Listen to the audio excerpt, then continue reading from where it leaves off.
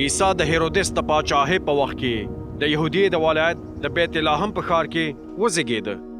څه موده وروسته د ختیځ څخه ځینې ستوري پېژندونکي اورشلیم ته راغلل او پوښتنه یې کوله هغه نوی پیدا شوی ماشوم چې د یهودیانو پاچا کیږي چیرته دی؟ موږ د هغه ستوری چې د لمر خاته له خوا راختلو لیدلی دی او راغلي یو چې سجده ورته وکړو.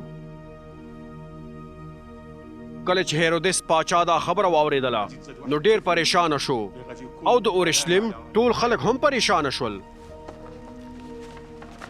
هغه ټول مشران کاهنان او د شریعت عالمان راغوښتل او پوښتنه یې ترې وکړه چې مسیح به په کوم ځای کې نړۍ ته راځي. هغوی ویل د یهودیې په بیت لحم کې، ځکه چې یو پیغمبر داسې لیکلی دی: ای بیت لحمه چې د یهودیې په وطن کې، ته د یهودیې د لوی ښارونو څخه هیڅ کم نه یې، ځکه چې په تا کې به یو لارښوونکی را پیدا کیږي چې د شپون په شان به زما د قوم اسرائیلو لارښوونه کوي. نو هیرودس هغه ستوري پیژندونکي په پټه راوغوښتل او د هغوی څخه یې د ستوري د راختلو د ټاکلي وخت په هکله معلومات ترلاسه کړ. بیا یې هغوی بیت لحم ته ولېږل او ورته ویې لاړ شئ او په ډېر غور سره هغه ماشوم ولټوئ او کله چې مو پیدا کړ نو ما خبر کړئ چې زه هم راشم او سجده ورته وکړم.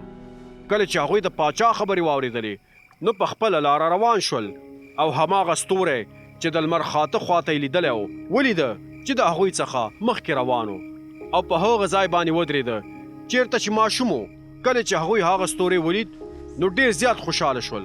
کله چې هغوی هغه کور ته ورننوتل او هغه ماشوم یې د خپلې مور مریم سره ولید نو ورته په سجده پرېوتل او د هغه عبادت یې وکړ.